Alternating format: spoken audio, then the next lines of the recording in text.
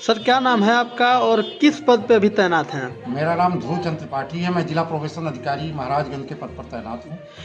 Government के द्वारा जो योजनाएं लाई जा रही हैं अपने जनपद में बच्चों के लिए, वो क्या क्या योजनाएं हैं? बच्चों के लिए माननीय मुख्यमंत्री जी ने सबसे पहले तो बेटी बचाओ बेटी पढ़ाओ जो योजना माननीय प्रधानमंत्री जी के द्वारा संचालित हो रही है, उसको और समृद्ध करने के लिए मुख्यमंत्री कन्या सुमंगला योजना का लाभ दिया जा रहा है और जनपद में करीब 26,000 बच्चियों को अब तक लाभान्वित कराया जा चुका है इसके द्वारा। इसके साथ ही साथ कोविड काल का बहुत ही संक्रमित जो दौर था, उस दौरान जिन बच्चों के माता पिता दोनों या दोनों में से किसी एक का देहांत कोविड नामक बीमारी या संक्रमण से हो गया था, उन बच्चों को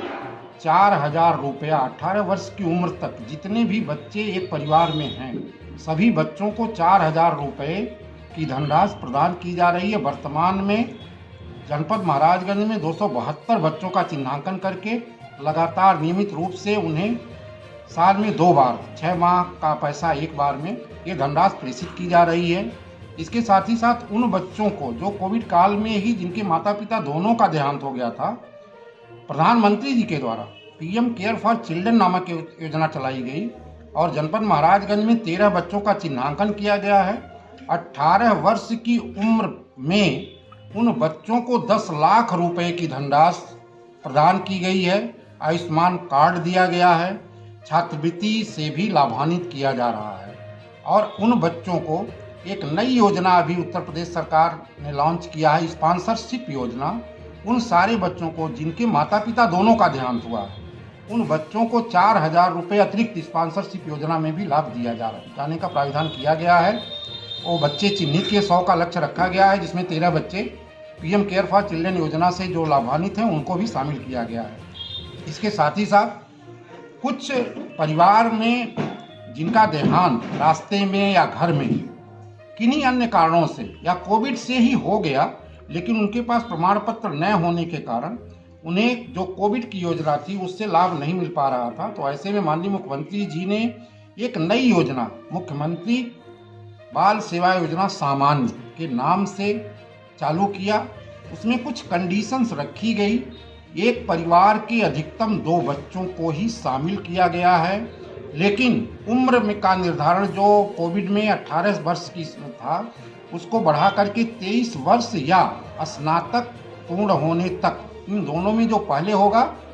वहाँ तक उन 2 बच्चों को 2,500 रुपये प्रति माह, यानी कि एक परिवार में अधिकतम 2 बच्चों को 5,000 रुपये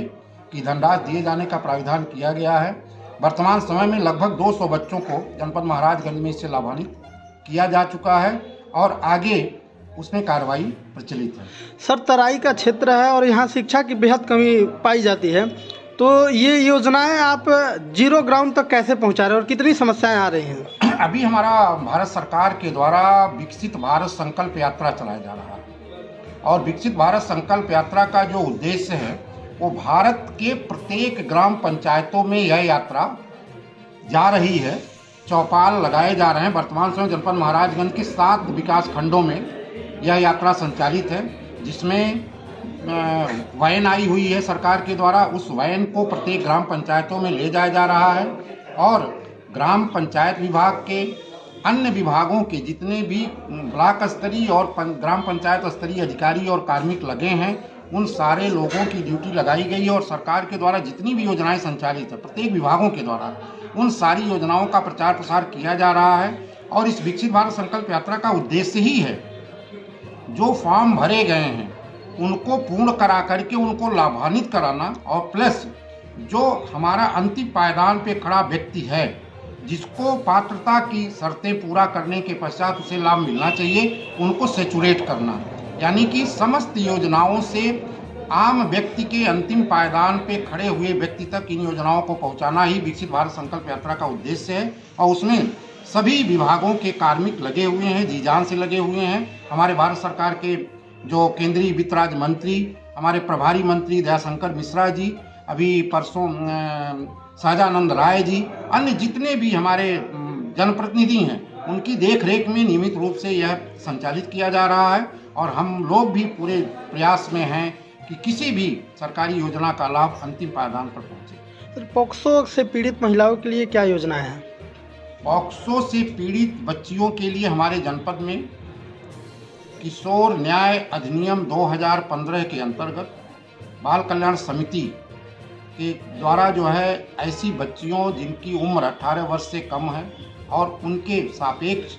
पॉक्सो एक्ट की धारा से वो पीड़ित हैं, तो उन बच्चियों की देखरेख के लिए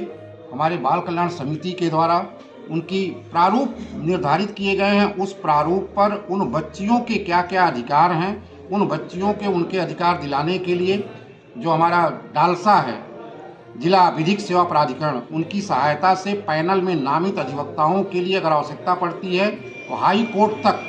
उन्हें अधिवक्ता, निःशुल्क अधिवक्ता की व्यवस्था कराई जाती है। उनके रहने के लिए भारत सरकार के द्वारा वन स्टॉप सेंटर नामक एक योजना चलाई जा रही है, जिसमें एक ही छत के नीचे उनकी काउंसलिंग, उनकी मेडिकल फैकल्टी, उनकी निःशुल्क विधिक सहायता और उन्हें शेल्टर और भोजन दिए जाने का प्राविधान है।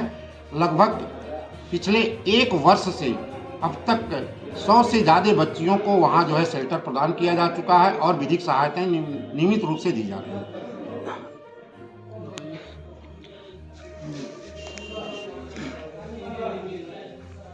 बस